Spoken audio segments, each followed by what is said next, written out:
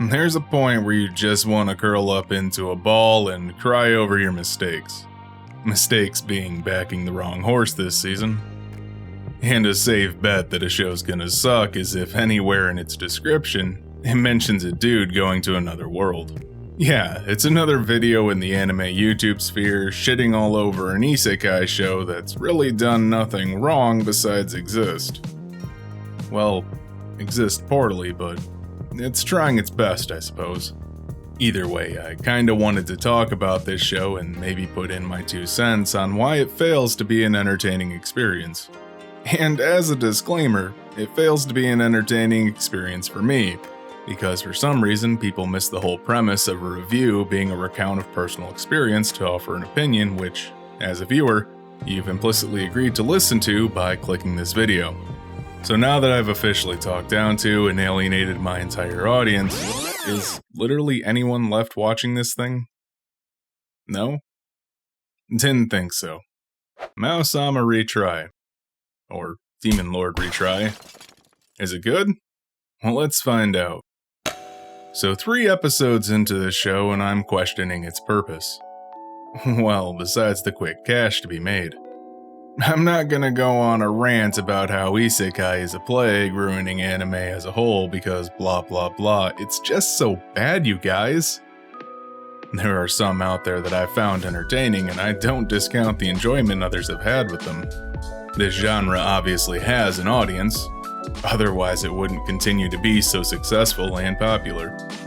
But specifically, there's a painful level of mediocrity on display here that baffles me to no end. There are essentially 2 types of isekai out there, ones that play the premise straight for drama or action, and those that basically are self-parody.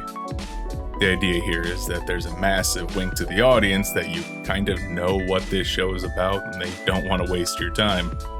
You know the main dude goes to another world, you know he's OP, and you know he's gonna take over the whole damn place. Maou-sama Retry ends up in the latter camp as far as I can tell. A lot of the interactions and fights are meant to be hand-waved away, that the main dude is role-playing an OP game character that's meant to be the end boss. That's supposed to be funny because it's a guy one-shotting another end boss level threat without realizing what he's doing. But that falls mostly flat when there's a lack of build-up to give the punchline weight. Essentially the guy beats something and we're told later there's supposed to be a threat. And in the second episode it feels like there's a flippant mechanic introduced to show someone's supposed to be taken seriously, with the dude having a barrier that only max level players should be able to pierce. And for me, that feels shallow. It's a lazy sort of way to get around developing anyone in the series in a meaningful way outside the few waifus the show wants to focus on. What I'm saying is, it feels like a budget One Punch Man in that regard. Think why you care about the characters or villains in that show. It's because they're given weight so you laugh when they're beaten so easily. This dude leveled a city, and there's people dead or a child crying. And here's Saitama to accidentally kill him with a single punch. So while I feel like this show is going for the same dynamic, the main guy's meant to be super powerful, I just don't get the same enjoyment when some random girl shows up, bypasses his low-B protection, and gets spanked into submission. Or when this giant monster attacks him, he heals immediately, and then launches some knives at him and he explodes. There's not much of a threat established, or how important they are to the world's lore for me to care at all. Yeah, a giant monster died and his little lolly companion is amazed, but she's also amazed at being able to wash herself with soap. My point is, she doesn't have a high bar for amazement, so how am I, as a viewer, supposed to gauge how impressive this dude is? And yes, I get that these are jokes, but they fail at getting my attention in the same way other shows, isekais notwithstanding, manage to.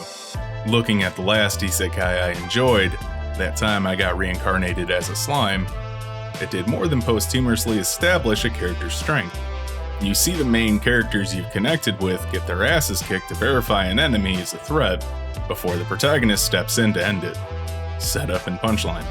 That's how you tell a joke. But speaking of jokes, and ones besides killing off strong dudes with ease, Most of the humor I've seen thus far in this show has been lackluster. Not because it failed to deliver its punchline, but because I've seen these jokes done better in other shows. The first episode ends with the "please clear my hard drive" line so many isekais are smitten with. While that was funny, just the guy's voiceover talking to the audience and flat out saying it versus visual humor other shows have employed to get that across, especially since it's an expected joke with how overused it is, just makes it bland. At this point, not much feels original about this series besides the game dev angle. And you want to talk about animation? Look at this shit. God damn, this looks like something a middle school student could whip up in an afternoon on a drawing tablet their first time. So, what redeeming aspects are there to this show? I don't like to give entirely negative reviews after all. Well, I guess the show not taking itself seriously at least keeps it light. I'm not bogged down when watching it with a super serious dramatic plot. The whole thing feels inconsequential in that regard. And if you like the same "I'm not an old man" and "I'm an imposing mob boss on the outside, but inside I'm snarking like an otaku nerd" jokes, repeated ad nauseum, there's plenty to have. Plus the main dude trying to be the one decent person to his girl companion in her entire life at least makes him somewhat likable as a protagonist. Mild fan service will keep people coming back each week too, for a chance to see an adorable moe blob dressed in cute clothes, or a tsundere getting talked down to. I don't like this show, but I also don't hate it. Who would have thought, after bashing this thing for an entire video, I'm coming around with a middle-of-the-road opinion. Bet you didn't see that coming, the literal one person who skipped to the end. It's a filler comedy that I'm mostly just turning my brain off for and consuming because I've already started it, and it's not boring or offensive enough for me to drop. Hell, I'll probably forget that I even watched this show the week after it stops airing, to be honest. So, is Maou-sama Retry good? No, it's not. It's a bland comedy wrapped in isekai tropes with humor you can find anywhere. Entirely forgettable setting with average characters telling tired jokes. There's better comedies out this season I'd recommend over this series without any hesitation. Hell, there's a better comedy isekai out this season. So if you're looking for one, watch Okasan online instead because it's at least more humorous and cute than this one. As for me, I'm unfortunately too stubborn to drop a show that's not bored or offended me. So, I'm in for the long haul. Hey, you made it to the end of the video. Don't forget to like, comment, subscribe, and do all the other YouTube stuff because that really helps me out. Thanks for watching.